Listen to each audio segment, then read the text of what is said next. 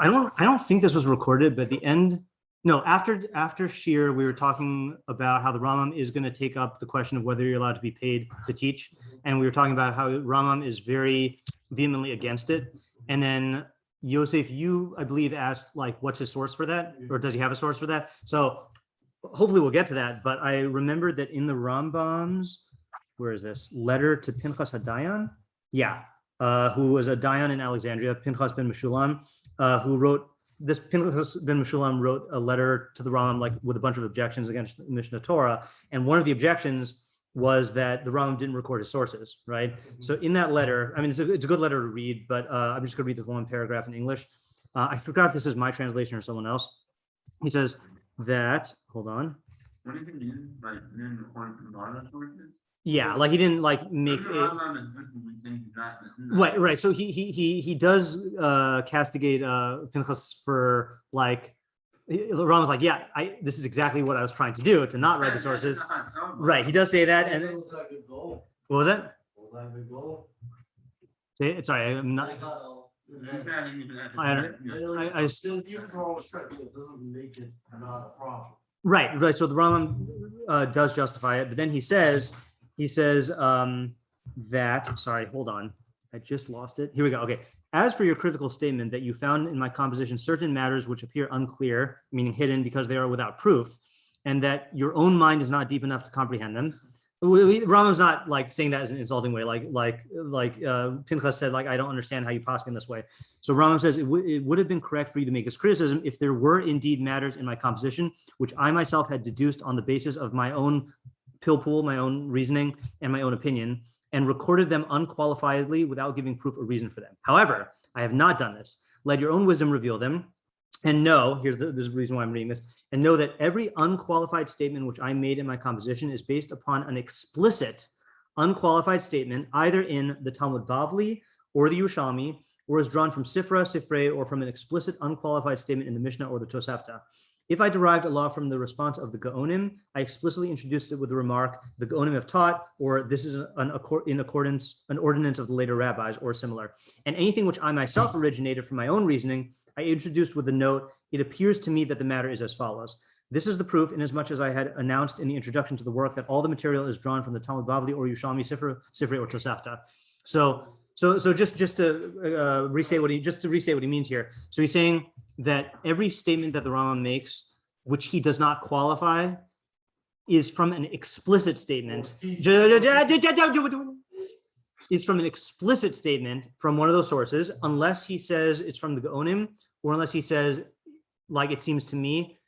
Now, that does not mean that we can trace all the sources of what the Rambam says, because there are cases where like the Mefarshim toil to find what is the Rambam source for this. But the Rambam is saying, unless you hold the Rambam is like literally a liar, Rambam is saying that he did get everything from explicit statements. And it is a thing where like, we don't necessarily have all of the same, girsaos as the Rambam did in especially Tosefta and like Yerushalmi and stuff, So, all right, now what do you want to object?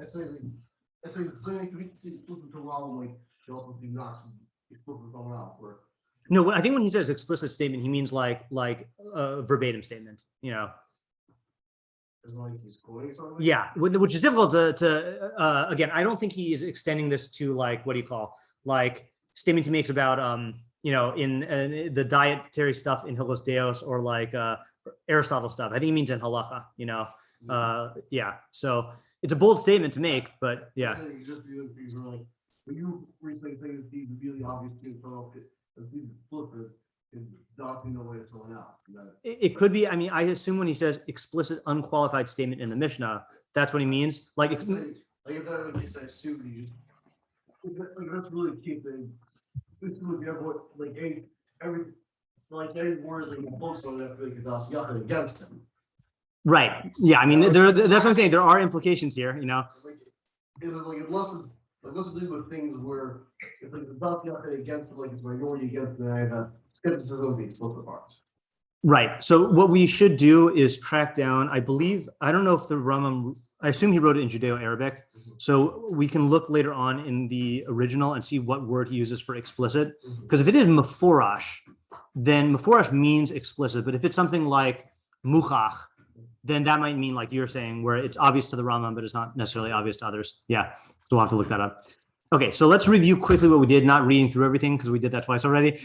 So we're in Hilchos Talmud Torah, Perek Aleph.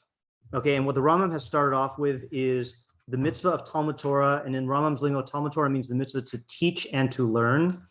And he had a very, what to us seemed like a convoluted presentation of the mitzvah to teach and who is obligated and who is not. We read 1 through 3 on Monday, and then we read it again yesterday. And so I encourage you, if you plan on, keeping up, to listen to yesterday's one, not Monday's, because we kind of like went more in depth yesterday. But we're going to go on today, okay? Because we want to get the full picture, and our goal is to get to halachos zayin today through halachos zayin. Okay, we'll see. We're not so good at goals in this this chavurah, but we'll see. Oh, sorry, did I not give you one? There you go. Okay, so the last thing the Rambam said was that if your father didn't teach you Torah, you have to teach yourself Torah, and that's not the same thing as you have to learn Torah. He's not going to talk about learning Torah until halacha 8. Teaching yourself is a fulfillment of the teaching component of the mitzvah. And the footnote guy, who I always forget to look up his name, said that it's the chiyuv of Masorah, that you teaching your kid is basically to pass on the Masorah. And if you didn't get the Masorah, you have to give yourself the Masorah, okay? Not learning. Learning is its own thing, which we'll see later. Well, how do you give yourself the Masorah? Like that. No, it's a good practical question, because especially in the time of where there was Torah Bal-Peh was Bal-Peh, what are you supposed to do?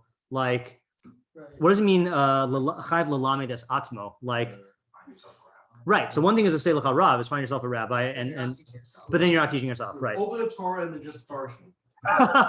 Yeah, that would get us into some trouble there. So it could mean that we don't know what he's talking about yet. It could mean, we're going to see later on today that that this is starts off with Torah Bechsav, and you could teach yourself Torah Bechsav, presuming that you know how to read. But what do you call it? But if it's Torah Bal-Peh, then you're right. I don't know. Well, yeah. The results of teaching yourself Torah is making sure you have the knowledge of Torah. Right? Is it something like that needs to be done teaching yourself, or like why? I guess that's kind of like the results are the same. Right. The results are the same, but I guess it's still a weird way to state it. Of he's obligated to teach himself, as opposed to he's obligated to find a teacher to teach him. He's obligated to make sure he knows. Right, but let's say, for example, look at in the halacha Gimel 1. Okay, it's like the third paragraph. He is obligated to hire a teacher for his son to teach him. Okay, so you would think that if that's what he meant here, he would say you would be obligated to hire a teacher to teach you. So to teach himself just is a little weird. Hold on just 1 second. So Oren, just one thing, since you're not used to my routines here, I don't check the chat. So you'll have to unmute and ask me. But Oren typed in, can I define Masorah?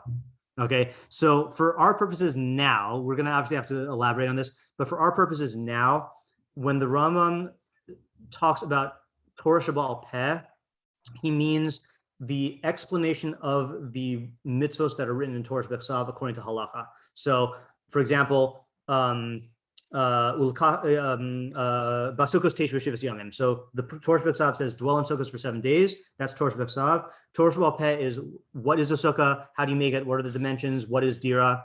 So that's what we mean by and that's what I meant by Masorah. I don't know what this footnote guy means by Masorah. Yeah. Okay. Onward. Yeah, okay, Daled. Hayahu lilmod Torah, if you have to learn Torah. See, now he talks about lilmod. Okay, whatever. If you have to learn Torah, v'yishlo bein lilmod Torah, and you have a son who has to learn Torah, hu kodem libno, right? What do they say? Put on your own oxygen mask before helping others, right? So you have to learn Torah first. Okay. V'im haya beno navonu maskil, mash yilmad yoser mimenu. If your son understands and comprehends what he learns more than you do, beno kodem, then your kid goes first. Okay, so we basically, it sounds like, if you had to like make this into a rule, first priority maximizing Torah. Yeah, that's a good way to put it, right? First priority is maximize Torah. So the default assumption is that the adult is going to be more capable than the kid, but you do have genius kids. And if you have a genius kid, then they get to take precedence. Yeah. Okay. V'afal pi shebeno kodem. Now this is a weird havamina. Okay. Even though your son is first, lo yibatalhu. You shouldn't just be batal. You shouldn't just not learn. Shekashim shemitzvah alav lalamid es beno kahu mitzuva lalamid es atmo. Because just as it is a mitzvah to teach your son, so too it's a mitzvah to teach yourself. I don't understand. Are we talking about teaching or learning right now?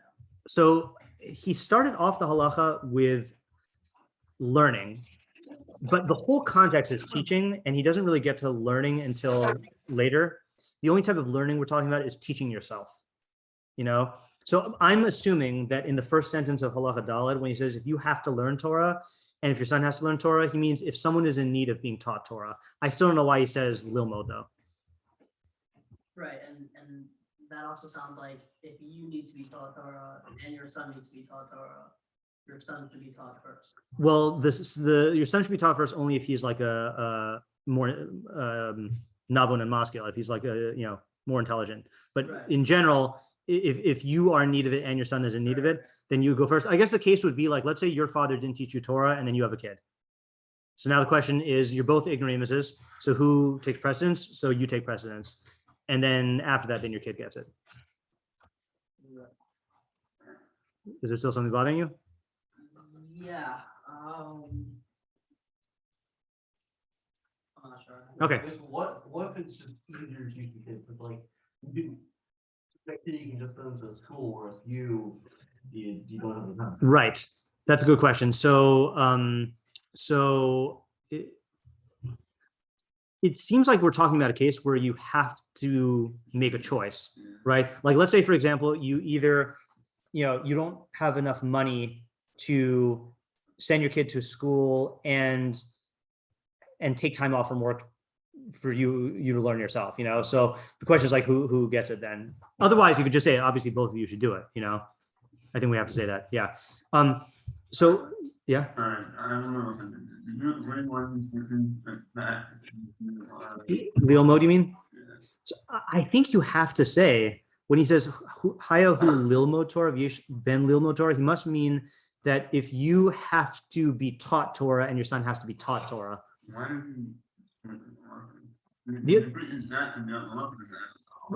I think because how would you say it the other way?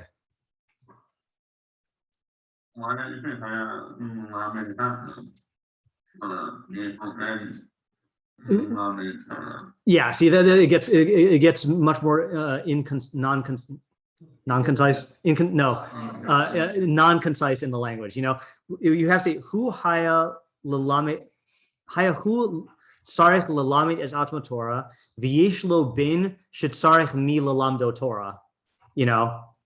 I think that just is too cumbersome. So that's my understanding. Otherwise, otherwise it's just weird, right? Now, I do want to bring support, by the way, to the footnote guy, because when he says "Avos shebeno kodem lo yibatalhu," even though his son comes first, he shouldn't be batal, right? He shouldn't be like just not learning Torah. I think that only makes sense if you're talking about the chiyuv of passing on the Masorah. Because why would you think that if why would you think you're off the hook for learning? Off the hook for Masorah responsibility, that's like a position of responsibility that you can talk about, like, do you have to do it or not? But just off the hook for learning, I mean, it would be a much weirder havamina. Right. Yeah. So that's why you have to say that it's teaching, meaning you should still be learning. Yeah, I mean, but the teaching, you should prioritize with yourself being taught, unless your son's really smart. The point I just want to reread the footnote from yesterday because he said it really well. Look at the footnote on Gimel 2. So this is commenting on Lalamid as Atzmo and teaching yourself. He says, Rambam noket lashon zo v'lo lilmod. The Rambam took this phrase and not lilmod, to learn. Because he's talking about the obligation to pass the Masorah on to the next generation. V'kan hu moser la'atzmo. Here he's passing it on to himself. The ilu chovas halimud ha'atzmi, but the essential obligation of learning, ba'a rak b'halacha ches. That only comes in halacha ches. So that's what we mean here when we say to teach versus to learn, because functionally, you learning and you teaching yourself are the same thing. Functionally, right? Like if I say teach yourself how to read, versus learn how to read. Right. It's the same thing. But the reason why he's using the verb lelamed is because there's a separate halachic dimension of this mitzvah of passing on the Masorah. And whenever we see the Rambam say lelamed, that's what he's talking about. It means to learn the Masorah, To teach yourself the Masorah, which is essentially. which is essentially learning, but conceptually it's different, which is why we don't want to use the term learning the Masorah. Okay, and what's the conceptual The difference? conceptual difference is what action are you doing? Are you enriching your own knowledge through your own learning, or are you ensuring the continuity of the Masorah by making sure that you as a chain have it? Yeah, yeah. And that's really the way to do it, is like teaching yourself. Learning means I'm an individual and I have a Tzelem Elokim and I'm a Jew, I should learn. You as passing on the Masorah and teaching yourself means I'm a chain in the Masorah and I need to receive the Masorah and I need to be able to pass on the Masorah. So it's a different function, you know? Right. Yeah. Okay. Onward. Okay. Next page. Hey. La'olam. Okay, this is another interesting one. La'olam yilmad adam Torah v'achar kach yisa isha. Person should always learn Torah first and then get married. Okay. Im nasa isha tchila, because if he marries a wife first, ein dato pnuya lilmod, then his mind will not be free to learn. Okay. Vim haya yitzro misgaber alav, but if his yitzer is overpowering him, ad shenimsa she'ein libo panui, to the point where his mind is not free, yisa isha v'achach yilmod Torah, then he should get married and then learn. So when you get married, you start having a family. Right. The more thing is that, I guess, the more commitments you make, the harder it is to squeeze around. Right. So on a practical level, then it makes sense, obviously, that like, right, yeah. So on a practical level, it makes sense that once you become the head of a household and have to support other people and then have kids and stuff like that, then it definitely takes away from learning time, right? So on a practical level, it makes sense. Now, why does it sound funny to you? Isn't this what? Is there? Yeah. Oh, right. The spitting the satan in the eye, that Gemara? Yeah, maybe, yeah. But apparently there's an explicit Gemara elsewhere. Yeah. Yeah, Avi? Yeah, I mean, it just seems weird because, like, well, the second half, like, okay, if your yetzer is overpowering you, but then you're gonna get married, you're gonna have the problem that you would have in the first half. Right. Like, why is that better? It just Okay, good. sounds So how do we answer that? Yeah.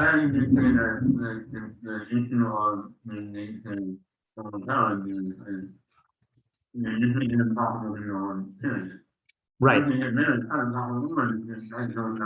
Right. Meaning,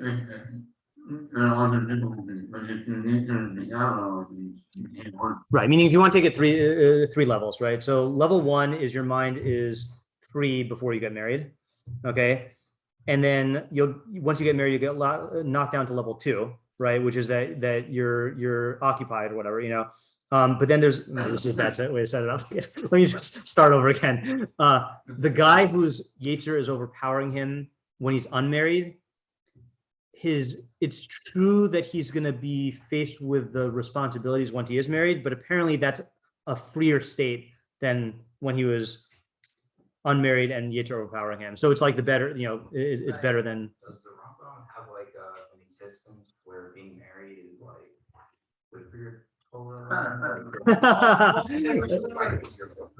It's a good question, right? I mean, it's there are definitely cases where that is true, but I don't imagine that is the. Let's put it this way: I don't imagine that in the time of the Rambam that was a usual thing, you know. I don't think that was known Until very recently, yeah.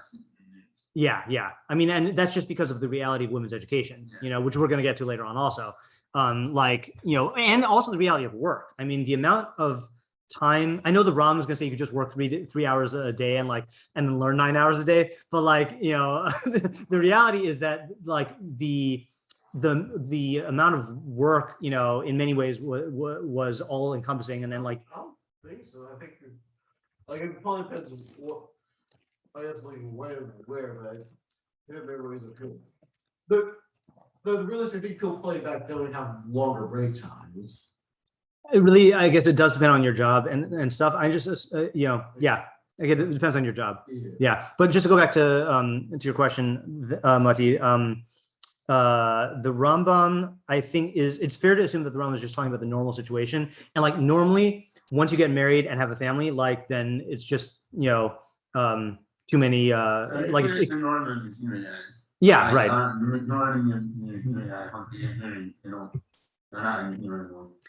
Right. Yeah, and that's yeshiva guys now. If you think back then, I mean, people got married much younger back then, So we're talking like if you are, let's say like 13 or 14, and you have a choice, what am I going to do in the next 2 years? Learn for 2 years, then get married, or get married now? Then he's saying like use those 2 years to learn and then get married, and that might go against the Gemara Kedushin, but I have to see what. Oh, you did, yeah. I don't want to look at it right now, but we'll look at it as needed afterwards. I just want to stick on track here. Yeah.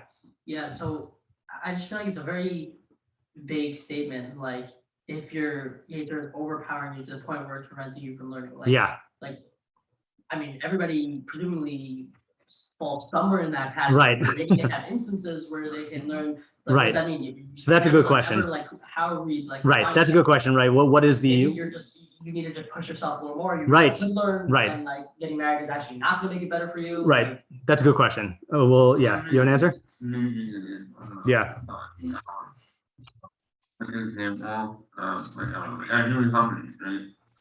Like, then you can tell maybe learning, but like, it'd be better for you at some point to go out and you can out learning some of it. Yeah. It's actually trying to, but it's hungry. Yeah, I mean, that is evident in his words in the sense that he says, he doesn't just say Yitro Mizgaber Alav, period. He says Yitro Mizgaber Alav ad shenimsa she'ein libo panoi, to the point where his mind is not free. Okay. And I'm going to stop the recording for 1 second to talk about an example I saw. Where's the recording stopper? Oops. I didn't want to start a poll. Yeah, okay, fine. Pause recording. Okay, so do we have any other questions on this? Okay, let's just see one thing here. Look at the footnote guy. First footnote, Yilmad Adam Torah v'achakach v'chulei, nir shadvarim amurim adayin b'mitzvah lalamed. So it seems like the Rambam is still talking about the mitzvah to teach. Klomar, b'mi shelo limdo oso Torah, meaning the guy who no one taught him Torah. Uke'es alav lahashlim es limudav habasisiyim, and he now has to complete his basic learning. Okay, so again, this is the assumption that the footnote guy has been going off of, which is we're not talking about like learning Gemara or Svara. We're talking about your basic literacy. Now, where's the guy get this premise from? I think he's going to get it from how the Rambam describes how you're supposed to teach kids. Okay, that the whole thing is talking about like a basic education. In the context. I wouldn't read the other halachos sound like that. Yeah. So I feel like this halachos should really apply to It could. Let's test that by reading the context. Okay. Yeah. Next halacha. Now we're back to the kid. Okay. When is a person's father obligated to teach him Torah? Sorry. When does the father teach his son Torah? When does he begin? Misha yaschil ladaber. Once he begins to speak. Once the kid begins to speak. Malamdo, he teaches him Torah tziva lanu Moshe. That Moshe commanded us the Torah. I always think that that's a weird pasuk to teach, by the way, because like, yeah, right. I mean, yeah, it's true that technically Moshe was the one who like gave us the Torah, but God is commanding the Torah through Moshe. It's just, I don't know, like if you drill that into a kid, like, isn't it better to drill into the kid like some pasuk that talks about God giving the Torah? Well, I feel like maybe you could say that for a kid, it might be too hard to grapple with the concept of God. That could be. And it might be more relatable Yeah. for him to just be like, oh, a human being gave this stuff. That could be. Later in life, he can understand that Yeah. God gave that to the human being. That's definitely possible. Yeah. But it's refuted by the next sentence. Upasuk rishon mi parsha Shema. Shema Yisrael Hashem Elokeinu Hashem Echad. So if it was the only pasuk you taught him, I'd be more willing to be on board. But then you're teaching about literally the most abstract idea ever. Yeah. Maybe it's just like the most simple, saying it as an actual topic. Yeah. Yeah. I haven't even know. Yeah. I would have to look at the other candidates. Right. Right. Yeah, I would. Yeah, I would have to see what other, if there are any other better candidates that talk about God giving the Torah, because if there were, then I have a stronger question, but maybe you're right. Okay, v'achar kach, so after you've taught him these two, malamdo me'at ma'at, teach him little by little, psukim, pasuk by pasuk, achi he ben sheish or ben sheva, until he's 6 or 7, lefi burio, according to his health, right? What did they used to call kids back then? Like, there's a phrase they would call them, like Teddy Roosevelt, like he has a weak constitution, right? Like something like, I feel like that was like, oh yeah, right. I mean, but I think it was probably more common back then also, like, so according to his health, meaning Rambam's not saying an explicit thing, or I mean, a universal rule has to be 6 or 7. Then you send him to the school teacher, the teacher of kids. Okay. So this is the first thing we see what the curriculum looks like, right? 2 psukim, then many more psukim, slowly by slowly, but you're teaching him psukim, okay? And we're gonna see later on that it means until he like knows all of the psukim, right? In Tanakh, yeah. Does that mean he? Say again? Yeah, it's true. Yeah, it makes you wonder now. Yeah, He knows that they exist, or that he understands them. he knows the words. He knows the words in the psukim. Not Yeah, necessarily understand. yeah. I'll give you like I don't know if this is an apt analogy. We'll have to test it out. Were there certain stories that your parents read you again and again and again as a little kid that like as a kid like you could like, and you would ask them for them again and again and again, and like you knew the words, but like is that or movies or that you watched? Not to do it, yeah, right. So I feel like that's yeah. I feel like that's a good analogy for us. That like it doesn't mean you understand everything that's going on, but you are fluent in the words of Tanakh. And there is what's the system in Israel that they use now? Is it the Barkai or is that something else? There's a system that they do in Israel that they it's based on the Chazal and Pirkei Avos, the Mishnah of Ben Chamesh LaMikra, Ben Eser LaMishnah, that you start teaching kids Tanakh at 5, and then you teach them Mishnah at 10, and then Gemara at 15. And I think they are trying to make it so that by the time you teach a kid Tanakh for 5 years, from 5 to 10, he knows all of Tanakh, like not necessarily like he's memorized it, but like he's familiar with all of the text. Yeah. Harry Potter books is another good example. Like kids who would read Harry Potter books, I mean, not just Harry Potter, over and over and over again. Yeah, it's a good one. Yeah. Yeah. Okay. So how prescriptive is this? Like, obviously we don't do this today. So right. Is this just like a guideline, or do we much have to do this? So this is going to be a question throughout all of our Hilchos Talmud Torah, which is Talmud Torah has changed throughout the years from the time of the giving of the Torah to the Mishnah. That was one period. Then from the Mishnah to the Gemara, and then the Gemara to the Gaonim, and then the Gaonim to the Rishonim. And it's continued to change from the time of the Rambam and on. So the question is going to be like, number one, how many of the things the Rambam is saying were always the case?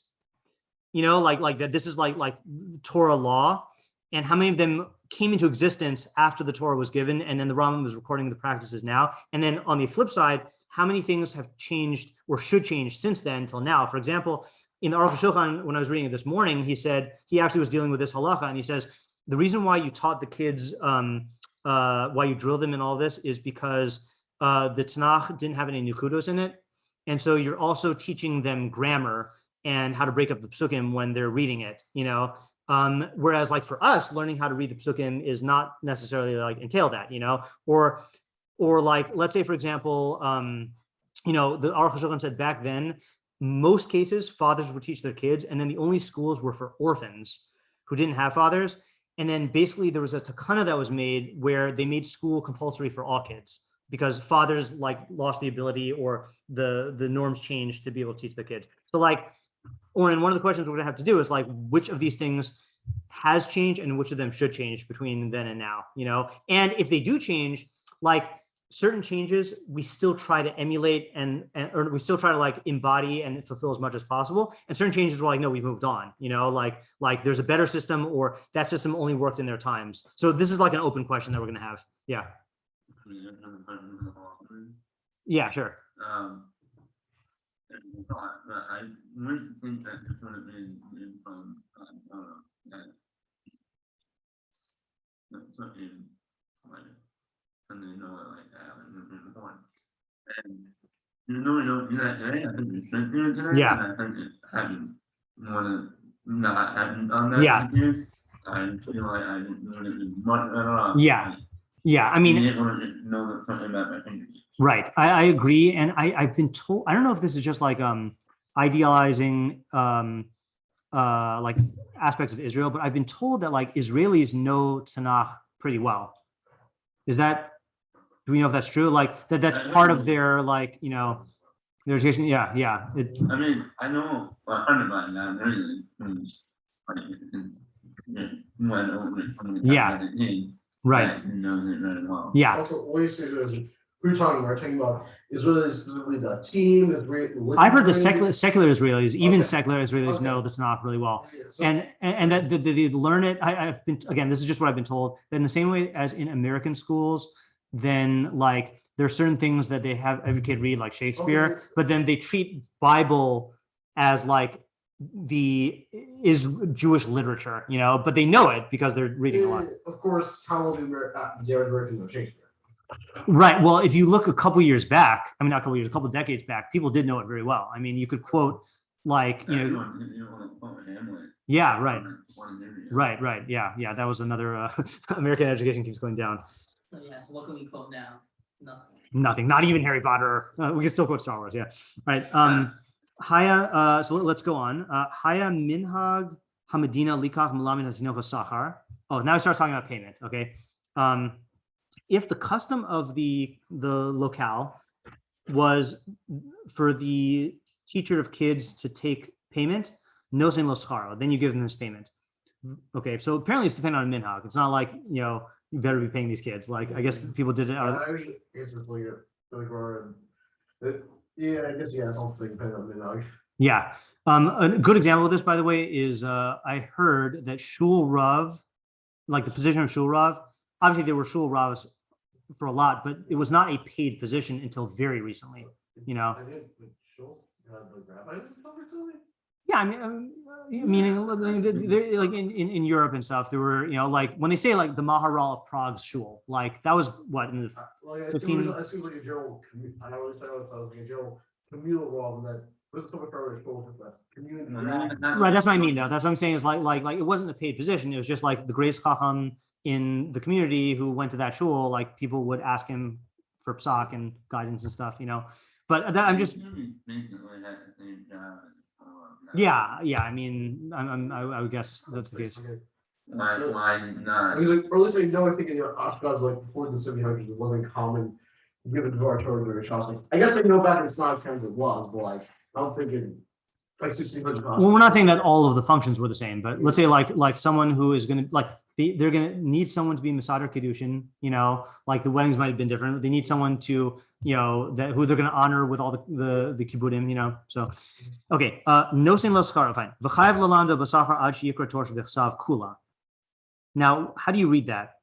That if the minhag is to pay the teacher, then you're obligated to pay him until he reads all of Torah v'chsav, or it must be, right?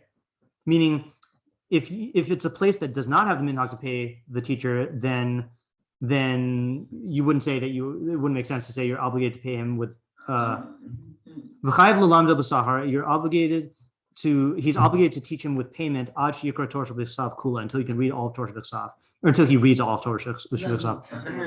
Meaning, like you pay your kid's teacher until he's help your kid master all of or read all of Torah v'chsav. Well, at that point, once he's already mastered it, anything more would be Torah 12. Like there's no more Torah 12. Right. So then that's what he's gonna say next. Yeah. Meaning like, you know, pay him.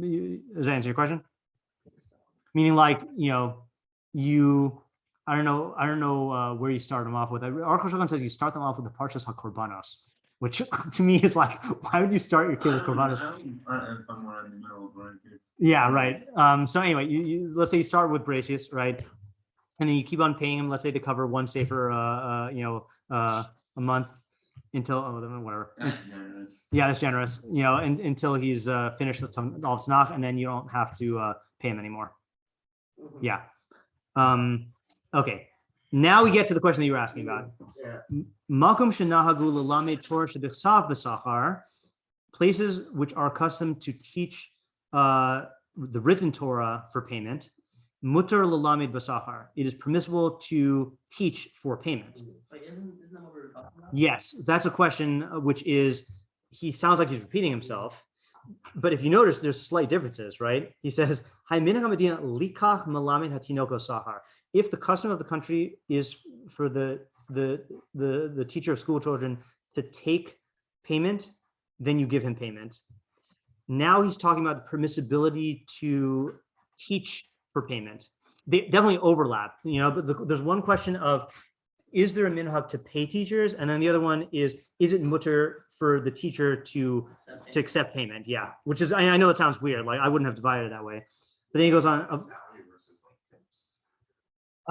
good question. I mean, he uses the same, we do differentiate in halacha that way in other areas, but he does use the same phrase here, just basahar, you know? Aval Torah shebal peh, asur lalamda basahar. But Torah shebal peh, it's forbidden to teach it for payment. Hold on, let me just finish reading the halacha. Shneimar, as it says, Re'ei limarti eschem, see that I have taught you, and this is from, is this Devarim? This Devarim. Ma ani bechinam lamadati, just as I taught you for free. I think this is Moshe Rabbeinu talking. Yeah. I said yesterday, Hashem, I misspoke, but it wasn't on recording. Af atem bechinam lamadatem mimeni. You also learned for free from me. V'chein kishetalamdu ladoros b'chinam kamosha lamadatem mimeni. And so too, when you teach for generations, when you learn for generations, it should be for free, just like you learned from me. Yeah, Yosef, you had a comment first? Yeah. Yeah, I guess just clarification. But and they get the part that and then immediately start talking about Luva. Yeah. Yeah. Luva's our age-old. It goes straight from saying you cannot teach Torah small pat, or you can't teach Midrash for money, and then discuss Luva. Yeah, Chaim? Is that a source? It's a weird source, right? First of all, second of all, You we're want not to letting them get time. That whole thing about that is what about that. Yeah, right. Right. Why did you do that? Right. In fact, can we just look up I'm just going to look at the pasuk really quickly in context. What is this? Dalid Hey in Devarim. Dalid Hey in Devarim. I think it's Devarim. Am I wrong? Oh, it is Devarim. Yeah. On Halacha Gimel Bet. Yeah, so the context is Re'eli Marti Eschem Chukim Umishpatim Kasher Tivani Hashem Elokai Lasos Came Bekerva Art Asharatem Baim Shamal Rishta. So he's talking about Chukim Umishpatim, right? So you could argue that is Torah Shebal Peh, because the Rambam says that Torah Shebal Peh is the mitzvah. You know, the Torah Shebal is the Torah, and this is the mitzvah. The Chukim Umishpatim are the mitzvah, but it still is a weird drasha. Yeah. Yeah. This is not a Gemara Bekius here. Not that I'm opposed to Gemara, but if we allow ourselves to look up all things in the, yeah. And I encourage you to look up the Gemara, but just not here. Yeah. Okay. So we have, just to solidify our questions here. So the obvious question, which is, it's a quasi redundancy, because the Rambam started off by saying, if the custom of the place is for the teacher to take money, then you give him money. And then here he's saying a place that has the custom to teach Torah Bechsav for money, it's mutter to teach for money. Those are different. The second one is in lashon of usr and mutter. First one is in lashon of convention, of like, do we pay him or do we not pay him? I guess the nafkamina would be, let's say you have a place, let's say you only had the second halacha, and it's a place where it is, no, that's not going to work out. Yeah, there's no nafkamina. Place where charges with cool chart, and what's going to be so like here where first like most, I guess we're here not really taking salaries, but let's say you still like a fee for dorming or for food. So let's say a place where you're going to charge for building upkeep, Right. but you don't pay their van. Right. So it's But- like, I guess like, oh, you have to pay this, like, but like, we're saying the what it simply covers like, is like the supply for the building. In that case, you, like, you can pay the person, but you can't ask for salary. So you're saying that the giving of the money to the person. I hear the distinction, but how are you reading it into the halachos? Because it's much about that the money's staying with whoever is the teacher, right? That's what it means to pay someone. Yeah. You're paying the person who is paid the, you know, Well, see, that was the other thing also that I was wondering is, if you think about it, like these people were also like babysitting Tinokos, right? In other words, you're sending them to the schools, and remember, these schools rarely got off. They were learning. What is it? They learned. I think the Rambam's going to say it later on, but they learned all day, every day, except Erev Shabbos and Erev Yom Tov, close to when Shabbos starts. You know, like so we're talking like centers, babysitting centers that happen to like make your kid fluent in Torah B'Chsav. You know, So it's like modern school. that's unfortunately that's what modern schools become. Yeah. So basically, let's say a place where it's accustomed to pay for schools, but like if everyone's, but like if the rabbi is going to give lesson in Torah like on Shabbos, that would be free generally. That's interesting. Yeah, Or like you'll have schools, but like if you're as an adult, then there isn't really a place to pay for that. right. You have a place like that. Look at the next one. This next one is also related. Lo mata misha yilamdo b'chinam. If he doesn't find anyone to teach, so this is even weirder. If he doesn't find anyone to teach his son for free, yilmod b'sachar. Then he should teach him for payment. Shnemar, as it says, emes kaneh. It says in Mishlei, buy truth, acquire truth. Okay. Yachol yalamid la'achirin b'sachar. You might think that you can teach others for payment. Tamalomar, but the pasuk says, v'al timkor, don't sell. Halamartash asur lo lalamid b'sachar. You learn from here that it's asur to teach for payment. Afapi shalimdo rabo b'sachar, even though his rav taught him for payment. What the heck is he saying? Well, let's say there's a place where various reasons it's local yeshiva does not follow. Yeah, that you could be talking about that, right? Where yeah, right? Where the rav is you're saying where the rav is teaching illegally, right? For payment. Yeah. Right, and you got a desperate father whose son needs to learn. So what are you gonna do? Like if the only people are people who are charging. So he's in other words he's saying there's a heter for the father who needs to teach his son. There's a heter for him to give payment to a teacher, even though the teacher is violating halacha by accepting the payment. That works out. Yeah, that does work out with the halachos. And maybe does that also explain our mutter l'lamed b'sachar and minhag to give sachar, meaning that you can have a place where the minhag is the teachers accept payment, even though that's against halacha. And the Rambam therefore has to teach also, is a teacher allowed to charge for teaching? Right, one thing is directed at the audience of like the parents. Yeah. Like, are you allowed to pay, to have your son taught? Yeah. If you have no other option. Yeah. The one is directed at the teachers. Are you allowed to charge Right. for teaching? And the Rambam is saying you were never allowed to charge for teaching Torah Shabbal Peh, but for the father, if that's the only teacher he can find, then he can pay. What's the halacha mean that the parent wouldn't be able? Well, are you allowed to do that for so? The parent wouldn't be able to pay, Wouldn't be allowed to. or wouldn't be allowed to pay, because if there's an isser to give someone money, I would think. For- yeah, right. But just to answer your question, meaning like if there is an isser to let's say like make Torah into a commodity, then then the parent wouldn't. I mean, if you really look at Torah as like a necessity for life, isn't it something that is the commodity? But it's well, okay. This is why what I wanted to do, which we should do. Maybe we can do this tomorrow. The Rambam that I was talking about yesterday, where he goes on the tirade against like Kollel learning. Yeah, where the Rambam is going to give reasons why this is not why it basically he ends up saying that it's going to cheapen Torah to make it something that is sold. Yeah. It's not sold, it's like you're paying someone to give you the tools necessary to live. Yeah, so I gave a shiur on this last summer when I had my Plato shiur, and Plato says you should he says basically says halavai, people taught teachers, or sorry, paid teachers, and that would be like a great thing. And then we compare that to the Rambam and try to define the machlokas Plato and Rambam about like whether it's a good thing for teachers to take payment for teaching or whether it's a bad thing. So we'll see one side of that when we do the Rambam, and then maybe we'll be able to figure out what the other argument could be. Yeah. I think that in Minnesota, it's offline. Yeah. And I would think I don't get often to pay him with me either. Yes, that's also true. Right. And I'm not trying to lie. Right. Yeah. So it sounds like he's saying that. Are you over like? Are you over with me? It sounds like not, right? I mean, and the weird thing about it is we get halacha from Mishle. Like, is this an actual like source? Right. You know, Emes Knev Al Tim Kor. Yeah.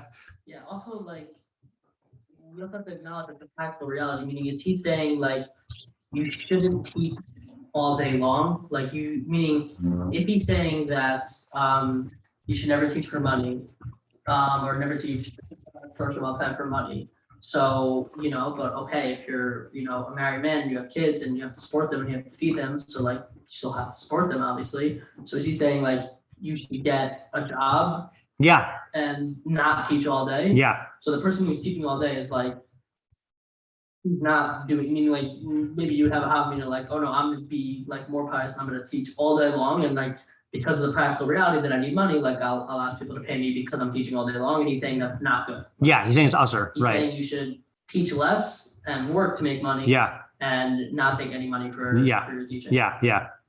And when we read tomorrow, like in the Rambam, he really is sharp and harif against these people who take money for teaching. It's very fiery. One of the more fiery Rambams. Yeah. In fact, I think he even says it. He says it also in the Mishnah Torah, but it's not quite as fiery. Yeah. I was going to say something else though. That I'm going to pause this only because I'm not 100% sure that this is accurate. In the last few minutes before we start halacha ches, which is a new topic, let's just do the footnotes that we skipped over. Yeah, so we did the first footnote on the page, and now we're on back to the halach of the wife of if imhai yitro misgaberlav, if his yitro overpowered him, lekirvas isha. Okay, for having a wife, right? Not his yitro overpowering him for like being a murderer or something like that. Okay, interesting. Oh, he does this at the end of, is this Isra Oh, Ishus. Okay, so this is a good Rambam. So the Rambam elaborates, V'imhaya osik batora v'tarod ba, if a person were, so this is at the end of Hilchos Ishus, which is about marriage. One of the last halachos, I think, there. If a person were occupied in Torah and he was and preoccupied with it, V'haya misyare melisa isha kadei shelo yitrak b'mezonos b'farnasa v'yibatel min Torah. That sounds like what we were talking about. And he's concerned about getting married because then he'll have to work to make to get food and to make a living, and he'll be idle from Torah. Then it's mutter for him to delay. Wow, so he actually invokes osik b'mitzvah patrim in mitzvah, right? To delay getting married. To delay getting married, right? If he's afraid that it's going to like make him learn less, because he has to like take care of his family. V'koshkein b'talmud Torah. That's interesting. So in general, we say osik b'mitzvah patrim in a mitzvah, but koshkein Talmud Torah, if you're osik b'talmud Torah, you're patrim from the mitzvah of kru or vu, presumably. Okay, then this is the interesting one. I mean, that was interesting too. Misha chashka nafsho b'Torah tamid, someone whose soul yearns for Torah constantly.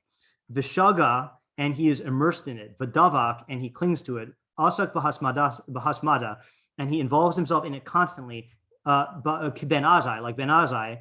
Talmid chachamim mimei mishnah shelo nasa isha. By the way, the brackets here are the footnote guy. The brackets here are not the Rambam.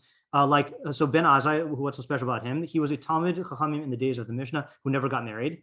The nidbak ba kol yamav, and he clung to Torah all of his life. V'lo nasa isha. Okay, I don't know why the footnote guy had to say that. And he never got married, unless this is talking about the guy in the halacha. In biado avan, then there's no sin in his hand. V'hu shelo yihyeh yitzro misgaber lav. But that's only if his yitzro is not misgaber. So in other words, like this. If you are, let's go through all the halachos. Ideally, you should learn Torah, then get married, right? That's from our halacha. But if your yitr is misgaber over you, to the point where your mind is not free, then you should get married and then learn Torah for whatever you can. if you're concerned about getting married because then you're going to be caught up in making a livelihood, so then you can delay it. Because osik b'mitzvah pater min mitzvah and osik b'talmud Torah pater from min mitzvah. And if you're like Ben Azai, where you have this constant involvement in Torah, then there's no avon if you don't get married, but that's provided that your yetzer is not misgaber. And I assume that's for a practical reason. Because what would you say? What is the wrong way to say to a person who has a yearning for Torah and he has a powerful yetzer that's overpowering him? Like, I mean, he's going to say you have to get married, but why is he going to say that? So you can keep learning Torah. I don't think so. I mean, I think that's like our case, right? Our first case in our halachos here. Cutting the losses, like you might as well get one. I don't think so. I mean, okay, maybe I'm reading into this. I think it's just like a risky business. If you are, if you're attached to Torah, but then you're constantly being overpowered by your yetzer, then there's a chance that you're gonna like, you know, fulfill your yetzer in some other way. You know, does he? Yeah, I think he says. Yeah, he says that. That's where I'm getting it from. We just didn't finish reading halacha. I didn't finish reading. If his yetzer is misgaber, chayav lisa isha, then he's obligated to get married. Vafilu hayalo banim, even if he already had children. Meaning, even if he's already been makayim peru revu. Okay, why? Shema yabel de hiror, because then he's going to come to like inappropriate fantasies. You know, so it's a practical halachic concern, not even a mitzvah peru revu concern, because even if he's patur from peru revu. Yeah, that's interesting. Okay, so that was that. We should, let's just finish reading this real quickly. Pasuk Rishon mi Parsha Shema. Shema Yisrael Hashem Elokeinu Hashem Echad. Thank you, footnote guy, for teaching us the Shema. What person who buys a Rambam Hamaduik Umavur and is able to read the footnotes is not going to know that when the Rambam says Pasuk Rishon for Shema? It's just funny. Okay, it's like when Rashi says, like when Rashi just or it says it's obvious, you know, like. I just feel like that. I feel like assumptions like that is how we got to. Oh yeah. I just got to today where I guess it's like I remember seeing it was like explicit. Yeah. Where it's like they're arguing, they go, well, like if the chicken's like 50 feet away versus or 50 miles away versus IS, like what if one legs and one legs and you're trying to throw about for like now you've lost me. Okay. Lefi Burio. So he takes the Lefi Burio differently. We said Lefi Burio is according to his health. Well, no, I guess it's the same thing. He says Lefi Yecholis Halimut Shalal. He says according to his learning capacity, but the word means health. So I assume it means like if he's, you know, if what? It's like someone asking, how are you feeling? Well, I'm feeling one paragraph. Yeah, right. Yeah, I don't think he means that, but yeah. Medina means ear. Okay, Torah B'Ksav. Kula is all of Tanakh, which he does have to say because you might think Torah B'Ksav like the halachic Torah B'Ksav of what Moshe got at Sinai. Okay, Lalame Torah Sheb'Ksav B'Sachar, to learn Torah B'Ksav, to teach Torah B'Ksav for payment. Mitoch Kavana Shehei Oso Sachar Limud HaTa'amim Uschar Shmir Satinokos. Oh, look, babysitting. So with the intent that this is payment for teaching the ta'amim, that's the laning, and the payment for watching the babies. Shelo yi azvu v'iskalkulu, so they don't get abandoned and go bad. Apparently, the Rambam has it in Perishim Mishnah's Dedarim. There you go. Shene'amar b'divrei Moshe el ha'am. Okay, fine. So that was in the context. Okay, fine. And then kol ish. Oh, that's it. That's it. Okay, fine. Okay, so plan for tomorrow. Do the Rambam's tirade against being paid for learning. I forgot which it is, learning or teaching, and then go on. I doubt that people who just be learning.